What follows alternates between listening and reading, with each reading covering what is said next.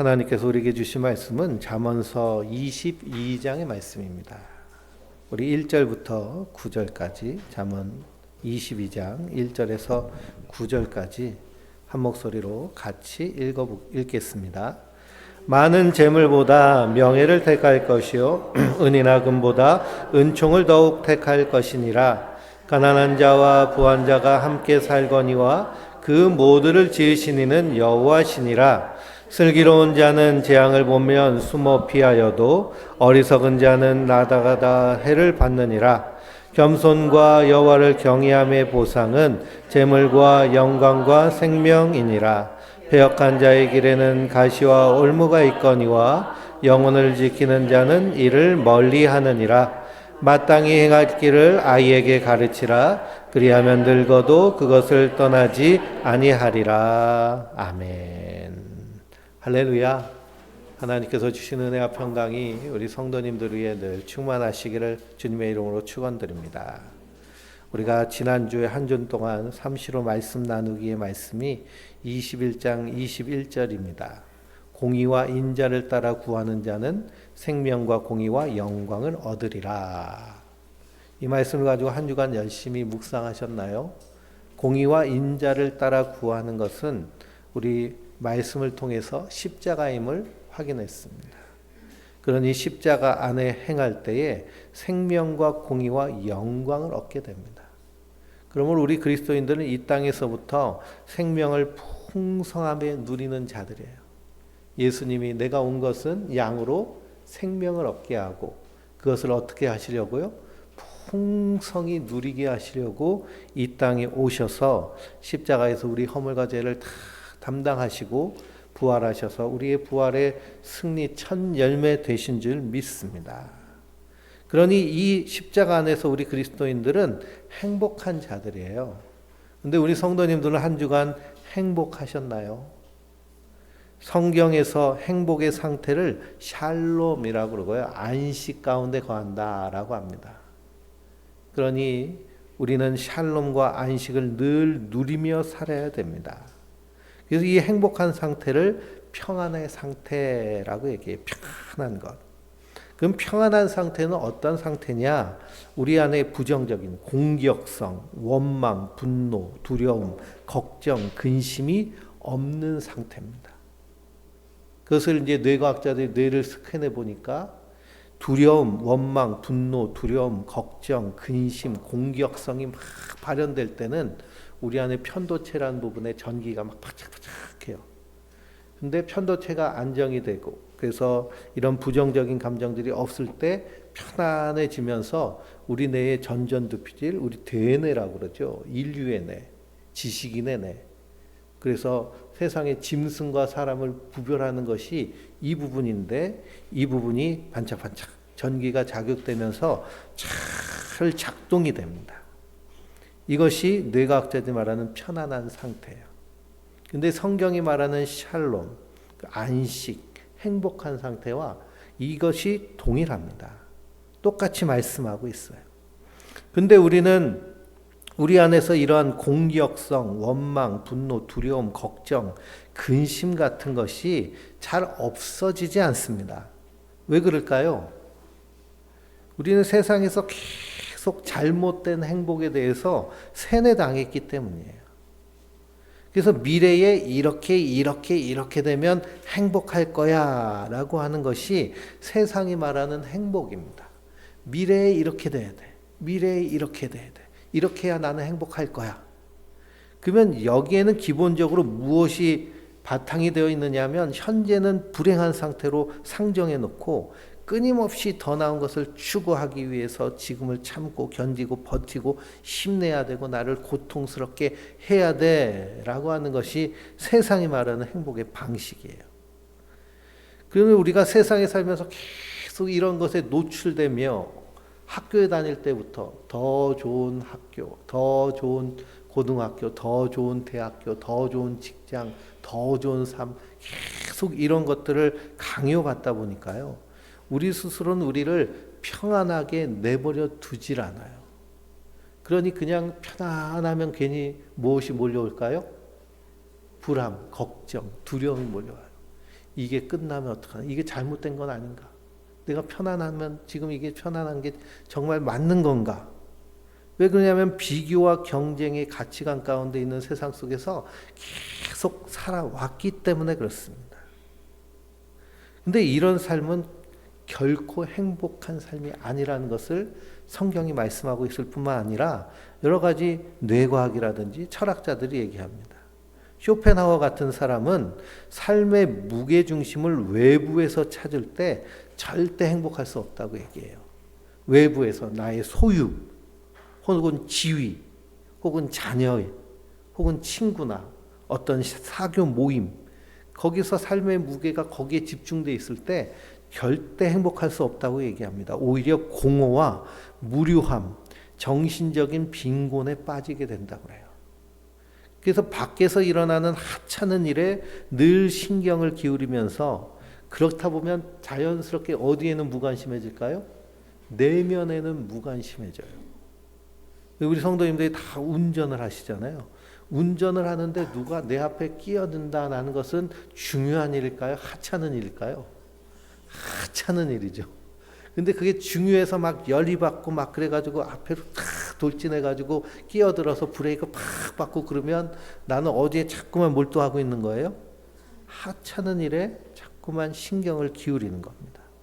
그럼 그럴수록 내 내면에는 무관심하게 된다는 거예요. 내면을 보지 않게 되고 그러다 보면 늘 공허하고 그 공허를 채우기 위해서 외부적인 일에 계속 집중하게 되면 공허함이 더 심해지고 무료해지고 그래서 계속 허무한 인생을 계속 반복하게 된다고 쇼펜하우어는 말합니다. 그러니 정신이 풍요해질수록 내면의 공허가 들어갈 공간이 줄어든다고 그래요. 그러니 우리는 우리 내면에 집중하면서 우리 내면을 충만하게 해야 될 줄 믿습니다. 근데 성경에서는 분명히 말씀하시죠. 그리스도인들은 밖을 보기보다 먼저 우리의 내면을 보는 자들이에요. 그래서 예수님도 어디를 먼저 보라고 그러세요? 내 눈에 있는 들보를 먼저 보라고 하십니다. 그러니 그리스도 안에서 이루어진 일을 날마다 내 안에서 긍정확언하고 말씀을 통해서 하나님 안에서 나를 찾고 그리고 잠자다가 꿈꾼 것이 있으면 어떻게 하고요? 적어서 꿈 노트도 쓰고 이 꿈이 무슨 꿈인가? 내 무의식이 나에게 뭔가 편지를 보내는데 이 편지의 내용은 무엇인가? 내 안에 있는 무의식도 나잖아요. 그렇죠? 내가 나에게 편지를 쓴다는 것은 얼마나 놀라운 일인지 모릅니다. 그럼 궁금하잖아요. 이 꿈이. 그럼 개꿈은 없습니다. 그 안에 담겨져 있는 의미를 찾아보고 그러면서 자기를 성찰하고 자기를 돌보고 말씀도 읽고 좋은 서적도 읽고 그러면서 내면을 충만하게 가꿀 때에 인생이 아주 풍요해지고 무료한 것이 없어요. 심심한 것이 없어요. 왜냐? 내 안에서 충만한 것이 샘솟아 나기 때문입니다. 그것을 잠언서에서는 생명생수가 그리스도 안에서 우리 안에서 충만하게 드러난다고 말씀하고 있습니다. 그래서 몸과 마음이 편안한 존재로 존재 자체의 즐거움이 흘러나오는 상태가 평안의 상태이고요. 이것이 진짜 행복이고 우리 그리스도인들은 이 행복을 풍성히 누려야 될 줄 믿습니다. 그래서 신앙생활은 우리의 날마다의 삶 가운데 아침에 눈을 뜨면 그때부터 신앙의 삶이 시작되는 거예요. 열심히 하나님을 찾고 그 안에서 십자가 안에서 나를 발견하고 그 안에서 풍성하게 거할 때 우리 안에 은근한 행복감이 계속되어집니다. 그러면 이 행복감, 그래서 뇌과학자들이 말하는 편안한 상태, 공격성이나 분노나 두려움이나 걱정, 근심이 없는 상태가 계속 유지되면 우리 안에서 면역력이 올라가고 능력이 향상되고 창의성, 집중력, 회복 탄력성이 강화되어서 내가 하는 일을 더 잘하고 더 풍성해지게 된다고 말합니다. 그래서 우리는 이 땅에서 하나님의 사랑을 붙잡고 그렇게 살아내는 자들인 줄 믿습니다. 오늘 말씀도 그런 말씀입니다. 오늘 6절 말씀에 보니 마땅히 행할 길을 아이에게 가르치라. 그리하면 늙어도 그것을 떠나지 아니하리라 라고 말합니다. 마땅히 행할 길. 마땅히 행할 길은 무엇일까요? 신명기 6장 4절 보면 이스라엘아 들으라. 우리 하나님 여호와는 오직 유일한 여호와시니 너희는 마음을 다하고 뜻을 다하고 힘을 다하여 내 여호와를 사랑하라. 이것이 바로 그리스도인들이 마땅히 이 땅에서 행할 길일 뿐만 아니라 어떻게 해야 된다는 걸까요? 부지런히 가르쳐야 된다는 거예요. 말해야 된다는 겁니다. 우리 자녀들 이제 다 커서 말도 안 들어요. 그래도 가르치는 것이고요. 다 큰 아이도 아이고, 단순히 자녀들뿐만 아니라 우리 주변의 사람들에게 끊임없이 말하고 알려야 될 줄 믿습니다. 그러기 위해서는 먼저 내가 어떻게 해야 될까요? 그 말씀대로 살아내며 풍성함을 흘려보내야 돼요. 그러니 저분은 뭔가 사는 게 우리랑 다른 것 같아.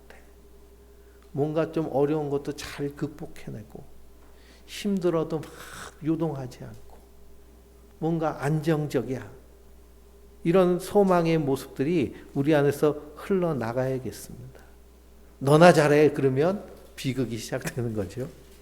그래서 먼저 내가 그렇게 살아내야 될 뿐만 아니라 우리가 그것을 또 입으로 고백하고 가르칠 때 어떤 일이 일어날까요? 그때 더 내 안에서 분명한 내 것이 됩니다. 그래서 사람이요, 들을 때는 한 5% 정도뿐이 안 남는데요. 그러니까 설교도 듣고 끝내면 5% 정도. 그러니 제가 설교 시작 전에 지난주에 3시로 나누는 말씀에 대해서 말씀드렸는데 이것이 긴가 민가 하시면 그냥 듣고만 끝났구나. 근데 그걸 열심히 쓰고 기록하면 그러면 한 10%에서 15% 정도 남는다고 그럽니다. 3시로 말씀 나누기를 쫙 이렇게 드렸잖아요. 그러면 여기다가 말씀을 쫙 적어보고 내 안에서 주어진 말씀 가지고 내가 이 말씀을 어떻게 도전해야 될 것인가. 이번 주에는 잠언서 22장 11절인데 마음의 정결을 사모하는 자는 입술에 덕이 있으므로 임금이 그의 친구가 되느니라 하셨는데요. 마음의 정결을 사모하는 자는 어떤 사람인가? 내 안에 더러운 것이 발견될 때요, 깨끗함을 추구하게 돼요. 마음이 병들었다는 것은 무엇을 보면 알 수 있느냐면 주변 환경을 보면 알아요. 방이 쓰레기로 그냥 너덜너덜하고 정리가 되어 있지 않고 구질구질하고 그냥 10년 전에 있던 물건들 그냥 켜켜피 쌓여 있고 그러면 이게 누구의 상태일까요? 이게 다 내 마음의 상태예요. 그럼 내 마음의 상태를 정결한 상태로 만들려면 뭐부터 해야 될까요? 네? 청소부터 착 해야 돼요. 물건부터 싹 버리고 깨끗하고 반짝반짝하게 환기하고 그러면 자연스럽게 마음도 정돈된다고 그럽니다. 그게 놀랍죠. 내 안에 정한 것이 없음을 알고 정결하신 그리스도를 바라보는 사람이 마음의 정결을 사모하는 자예요. 그럼 내 안에 더러운 것을 발견한다는 것은 메타인지 자아 성찰이 된다는 거거든요. 내가 이 말을 하고선 곰곰이 생각해봐요. 이 말을 할 필요가 없었는데 내가 왜 이 말을 했을까? 계속 인식하다 보면 그 다음엔 어떻게 될까요? 그런 말을 하지 않게 되죠. 그리고서는 오히려 덕 있는 말을 하게 되어서 그래서 우리가 우리의 입술부터 예수님을 닮아가게 됩니다. 그래서 임금이 그의 친구가 된다고 그래요. 마음이 정결한 자는 우리의 임금 대신 그리스도께서 우리의 친구 되시는 줄 믿습니다. 그런데 더 놀라운 은혜는 무엇이냐 하면 예수님이 우리의 허물과 죄를 다 담당하심으로 우리를 정결한 자로 이미 삼으셨어요. 그러니까 우리는 어떻게 하면 될까요? 정결한 자로 살아내면 돼요. 그러니 우리가 말씀을 통해 도전할 때 내 안에서 더러운 것이 무엇인가? 예수님은 입에서 나오는 것이 더럽다고 하시잖아요. 내 입에서 나오는 말 중에 더러운 것이 무엇인가? 고쳐야 될 것이 무엇인가? 십자가에 못 박아야 될 것이 무엇인가?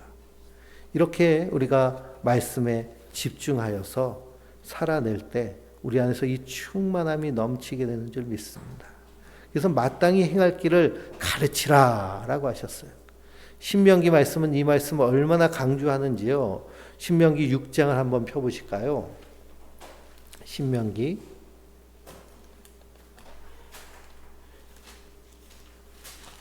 창세기, 수레기, 레위기, 민수기, 신명기 6장 6절에서 9절까지 6절에서 9절까지 한번 같이 읽어보겠습니다. 오늘 내가 내게 명하는 이 말씀을 너는 마음에 새기고 내 자녀에게 부지런히 가르치며 집에 앉았을 때든지 길을 갈 때든지 누워 있을 때든지 일어날 때든지 이 말씀을 강론할 것이며 너는 또 그것을 내 손목에 매어 기호를 삼으며 내 미간에 붙여 표를 삼고 또 내 집 문설주와 바깥문에 기록할지니라 라고 하십니다. 그러니 마음에 새기라는 거예요. 부지런히 가르치라는 거예요. 이 말씀을 강론하라고 그랬습니다. 그러니 우리 성도님들은 다 언제라도 뭐가 준비되어 있으신 분들이어야 돼요? 설교할 준비, 복음을 전할 준비가 되어 있어야 돼요. 제가 당장 이 자리에 없어져도 여기서 아무 분이나 올라오셔서 복음을 증거할 수 있어야 될 줄 믿습니다. 손목에 매어 기호로 삼고 그리고 이마에 표를 붙이고 목걸이도 다 십자가 목걸이 하고 다니세요. 팔찌도 십자가 팔찌. 그래서 눈에 십자가만 보이게. 그러니 마땅히 행할 길을 우리가 행하며 살아갈 때 우리 안에서 이 선한 영향력, 믿음의 능력이 드러나게 되는 줄 믿습니다. 오늘 1절 말씀해 보니 많은 재물보다 명예를 택할 것이요 은이나 금보다 은총을 더욱 택할 것이니라 라고 하셨습니다. 우리의 인생은 선택하며 사는 것이죠. 많은 사람들이 재물을 선택합니다. 그런데 우리 그리스도인들은 무엇을 택하는 자들이에요? 명예를 택하는 자들입니다. 명예라는 말에는 이름이 담겨져 있습니다. 그래서 예수님께서 우리에게 기도를 가르치시는 주기도문 안에서도 아버지의 이름이 거룩히 여김을 받으시오며 라고 기도하라고 하셨습니다. 하나님을 위한 기도는요, 아버지의 이름이 거룩히 여김을 받기를 원하는 기도를 하나님께 드리라는 거예요. 우리의 이름에는 명예가 달려져 있습니다. 뉴스에서 막 나오는 범죄자의 이름들, 우리 대한민국 사람들이 일성이라는 이름을 자녀들에게 짓지 않고요, 또 완용이라는 이름을 자녀에게 짓지 않습니다. 왜 그럴까요? 그것이 나라를 팔아먹은 사람, 그리고 전쟁을 일으킨 사람의 이름이기 때문입니다. 어떤 프로를 보니까요, 할아버지가 자녀에게 이름을 지어줬는데 완용이라고 이름을 지어줬대요. 이 친구가 초등학교 때까지는 괜찮게 학교를 다녔는데 중학교 때부터 괜히 선생님과 아이들에게 미움을 받기 시작했습니다. 역사를 공부해 보니까요, 자기 이름이 나라를 팔아먹은 자의 이름과 동일한 거예요. 그래서 이름을 바꿨더니 삶이 바뀌었다고 합니다. 그러니 이 이름이 명예에 달려 있는데요, 우리 그리스도인들에게 맡겨주신 이름이 있습니다. 하나님께서 이스라엘 백성들에게 여호와라는 이름을 맡겨주셨어요. 마찬가지로 우리 성도들에게는 누구의 이름을 맡겨주셨을까요? 예수 그리스도의 이름을 우리에게 맡겨주신 줄 믿습니다. 그러면 우리는 무엇을 선택하며 살아가느냐? 바로 예수님의 이름, 높임을 받으시기 원하는 삶을 선택하며 사는 자들인 줄 믿습니다. 은이나 금보다 무엇을 선택하는 거예요? 은총을 선택하는 자들입니다. 은총이란 말은 높은 곳에서 내려오는 사랑입니다. 그러니 하나님의 사랑, 예수님의 십자가의 사랑을 늘 택하며 그 사랑 안에서 거하는 자들인 줄 믿습니다.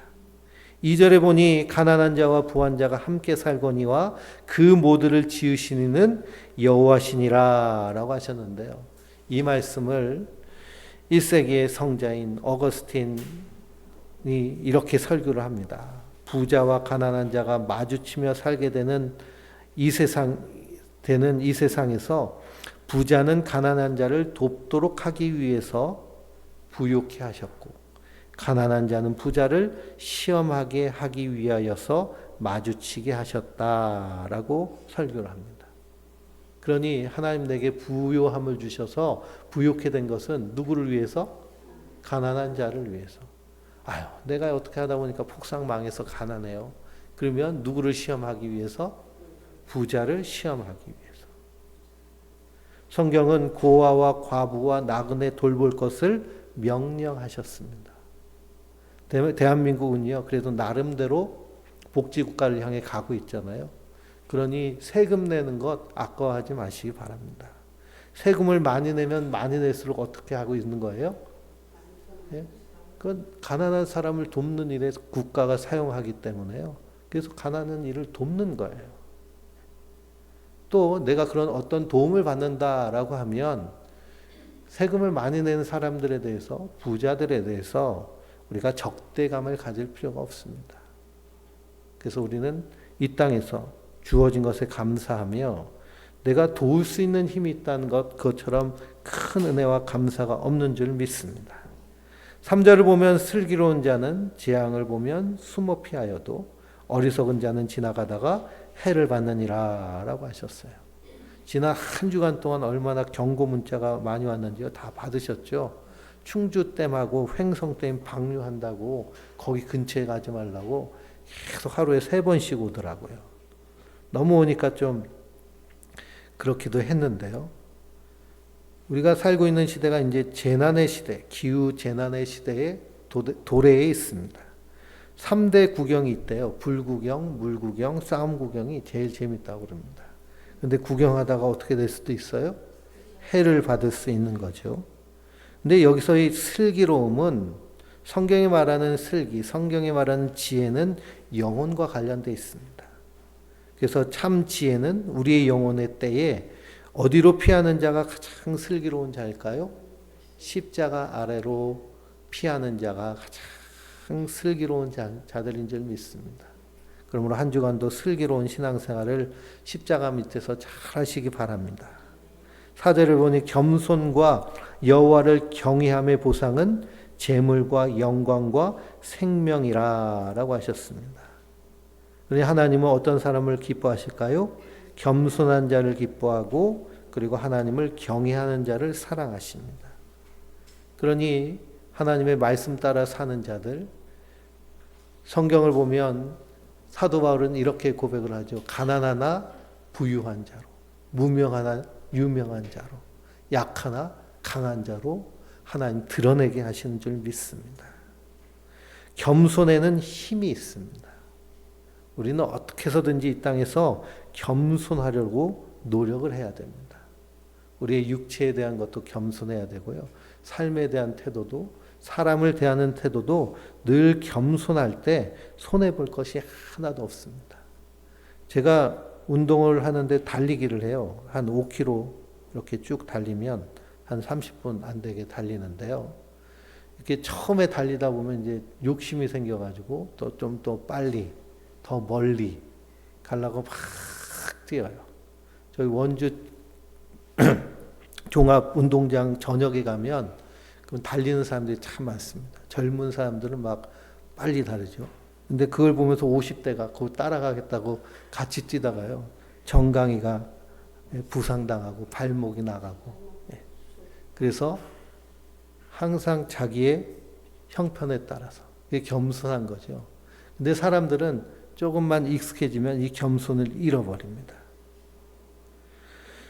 5절 말씀에 보면 패역한 자의 길에는 가시와 올무가 있거니와 영혼을 지키는 자는 이를 멀리한다 라고 말씀하십니다.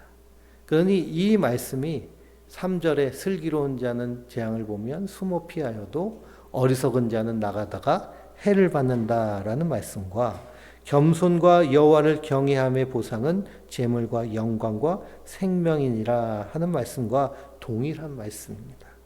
그러니 우리 그리스도인들은 무엇을 지키는 자들이에요? 하나님 우리에게 주신 이 영원한 생명, 영혼을 지키는 자들인 줄 믿습니다. 잠언서를 보면 계속해서 말씀하신 것이 무릇 지킬 만한 것보다 무엇을 먼저 지키라고 그래요? 내 마음을 지키라는 거예요. 왜 마음을 지켜야 될까요?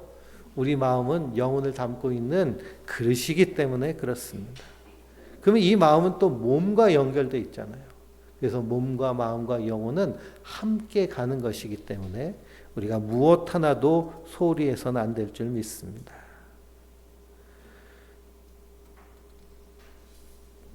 7절 말씀을 보면 부자는 가난한 자를 주관하고 빚진 자는 채주의 종이 된다라고 말합니다. 이 말씀은 무슨 말씀일까요? 빚지지 말라는 말씀입니다.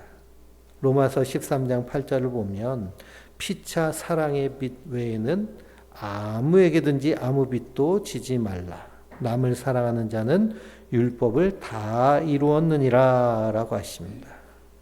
그러니 우리가 이 땅 가운데서 과도한 채무 가운데 눌리면 참 인생이 힘듭니다.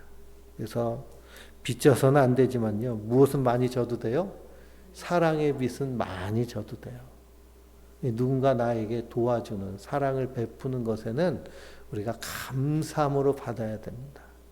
오늘 그게 삼계탕을 사주시니까 그것도 맛있게 드시고 또 누가 나에게 선을 행할 때는 기쁘게 받고 잘 받으면 나도 어떻게 할 수 있어요? 예, 잘 줄 수 있어요. 잘 받아야 줄 수 있어요. 우리가 예수님의 십자가의 사랑을 오롯이 받을 때 그 사랑으로 우리가 사랑할 수 있습니다.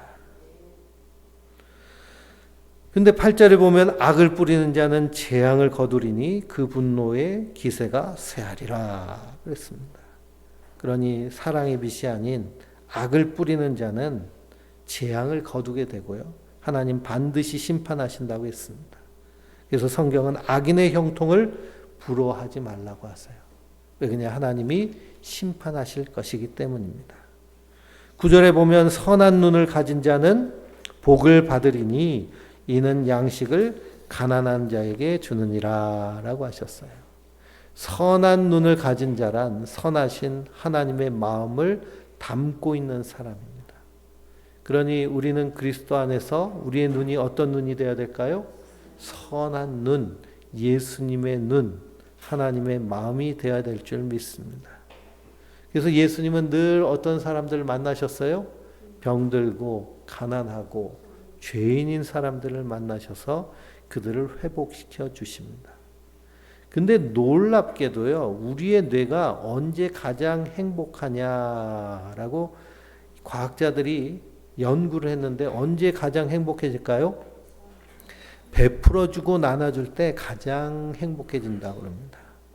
그래서 행복 호르몬이라고 하는 세로토닌이 가장 잘 분비되는 것이 언제냐면 베풀어주고 나눠주고 선을 행할 때, 봉사하고 희생하고 할 때 세로토닌이 잘 분비된다고 그래요. 이 세로토닌이 결핍이 되면 어떤 일이 일어나냐면 이 식욕이 증가돼 가지고요, 비만에 걸리게 됩니다. 또 이 세로토닌이 결핍이 되면 우울증, 마음의 질병이 생겨요. 그러니 괜히 운동을 해도 식욕이 증가되지만 이게 과도한 비만인 경우에는 이 세로토닌 분비에 문제가 있는데요. 이걸 해결하는 방법은 무엇일까요? 열심히 나눠주는 거예요.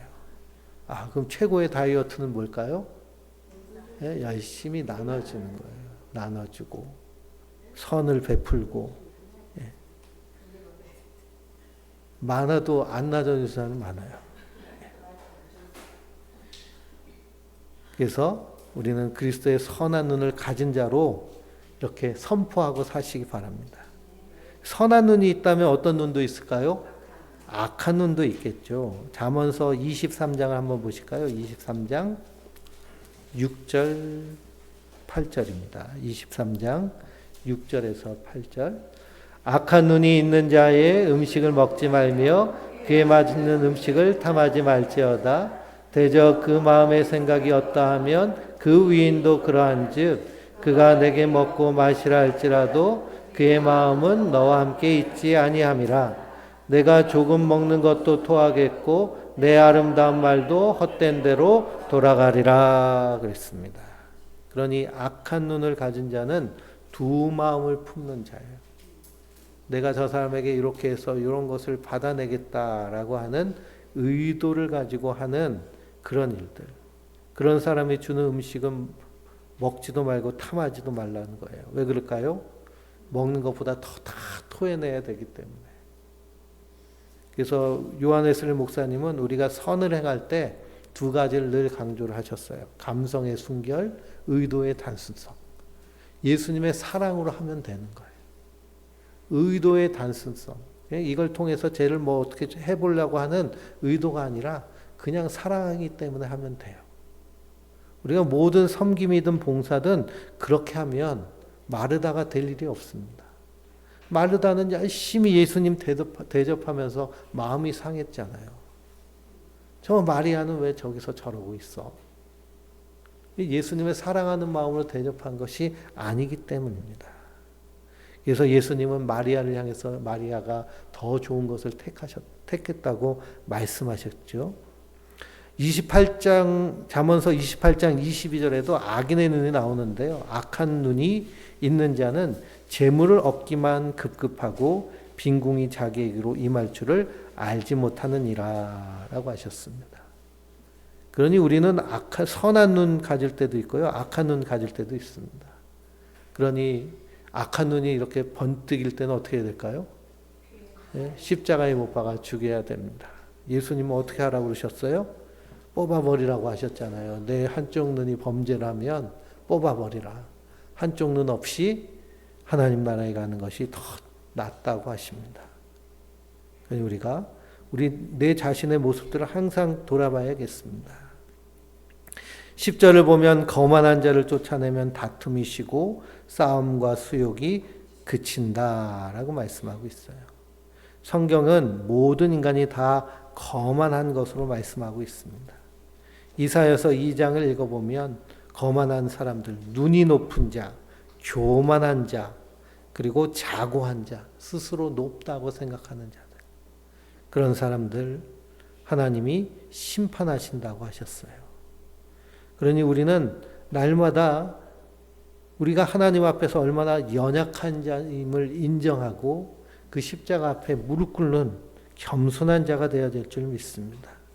그 사람이 어떤 사람이냐? 11절 말씀에 마음의 정결을 사모하는 자이고요. 그렇기 때문에 그 입술에 덕이 있으므로 임금이 그의 친구가 된다라고 하셨습니다. 우리는 항상 우리가 어떤 죄인인 것을 알고 십자가의 그 사랑이 얼마나 큰지를 날마다 묵상하는 자들이에요. 그래서 칼빈은 의인 사상을 얘기합니다. 그래서 그리스도 안에서 우리는 의로운 자라는 것을 얘기해요.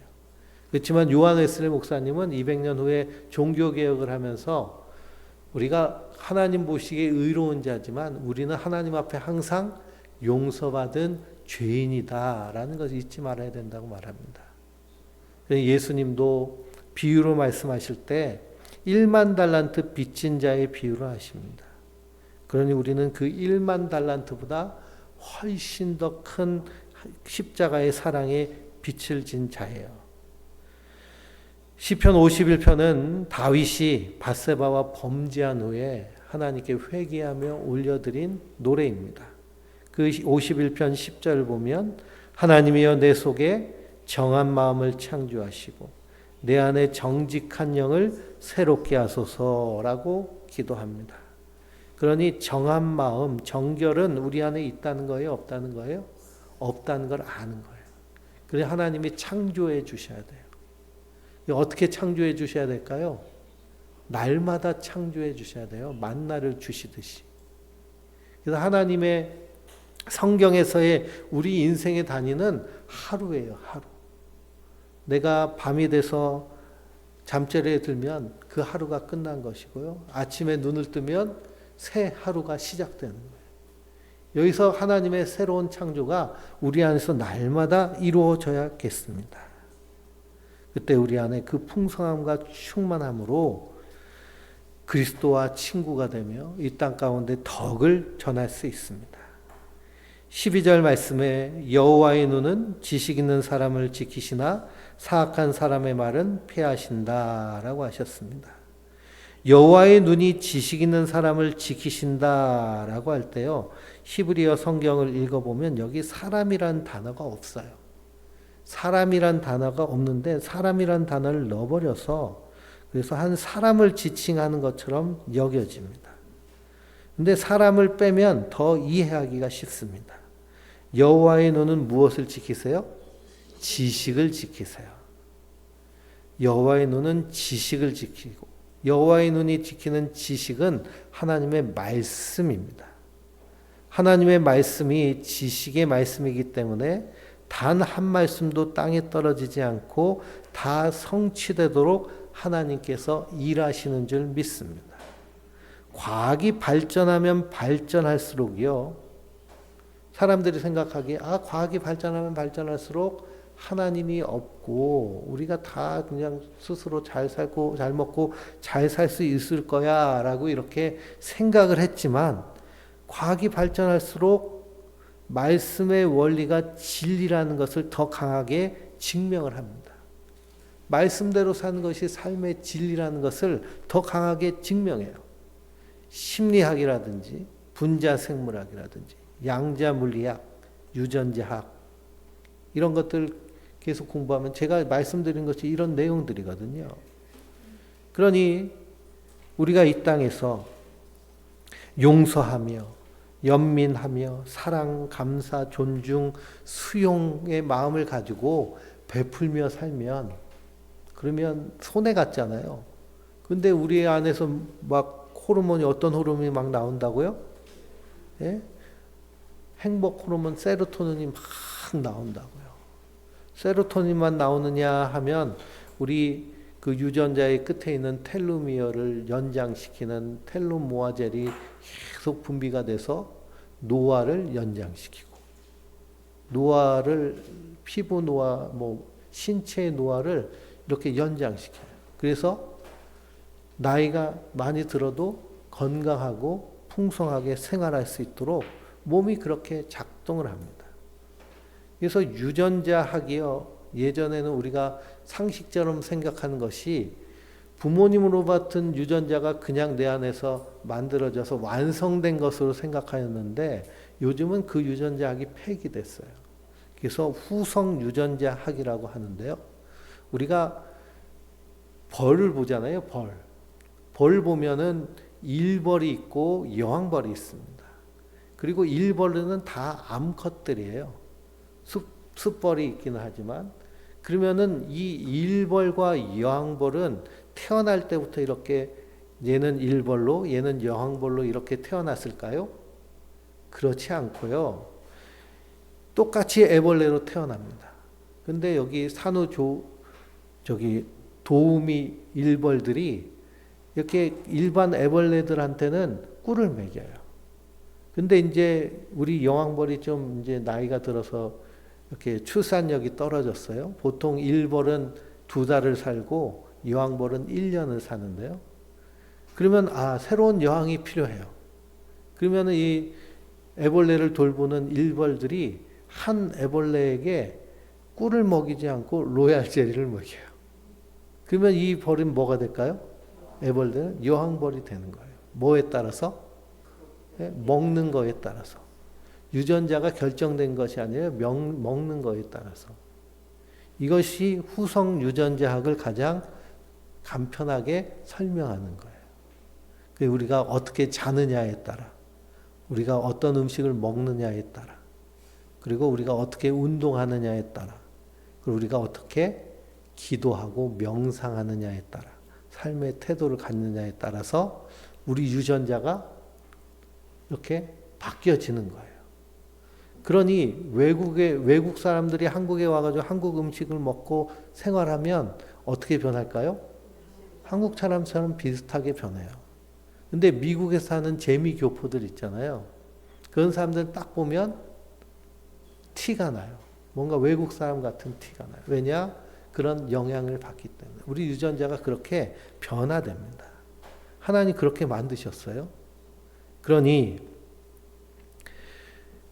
오늘 말씀처럼 하나님의 말, 하나님의 지식의 이 말씀을 지킬 때 그 말씀은 땅에 하나도 떨어지지 않고 성취되는 줄 믿습니다. 나의 개인의 삶도 그렇고 온 우주의 역사도 하나님의 뜻대로 이루어 가시는 거예요. 그러니 우리 그리스도인들은 이 땅에서 적극적으로 사랑을 실천하고 선을 행하며 이 땅에서 예수님의 마음으로 살아가는 자들인 줄 믿습니다. 그래서 17절부터 29절까지를 읽어보면 17절은 너는 귀를 기울여 지혜 있는 자의 말씀을 들으며 내 지식의 마음을 둘지어다 하십니다. 18절은 이것을 내 속에 보존하며 내 입술 위에 함께 있게 함이 아름다우니라 라고 하세요.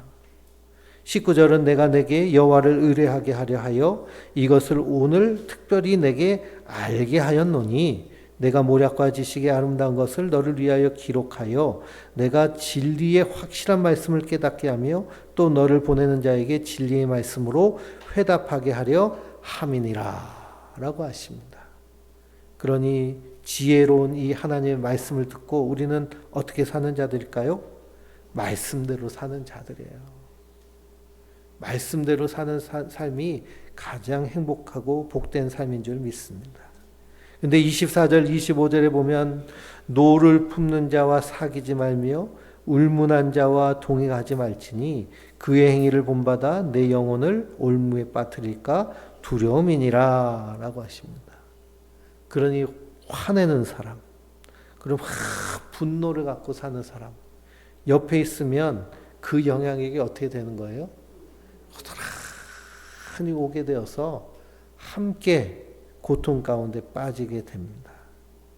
그러니 우리 그리스도인들은 이 땅에서 마음의 정결을 사모하며 예수님과 동행하는 자들입니다. 그러니 성경 말씀이 참으로 놀라운 것은 2000년 전에 쓰여진 하나님의 말씀, 구약 성경은 3000년 전에 쓰여진 하나님의 말씀인데요. 현대과학으로도 다 증명될 수 있을 정도의 진리의 말씀이라는 사실이에요. 그러므로 한 주간도 마음을 성결하게 하고 주님과 동행하며 겸손과 하나님을 경외함으로 풍성하게 승리해 나가는, 그래서 행복하게 그 사랑을 드러내는 하나님의 사람들 되시길 주님의 이름으로 축원드립니다.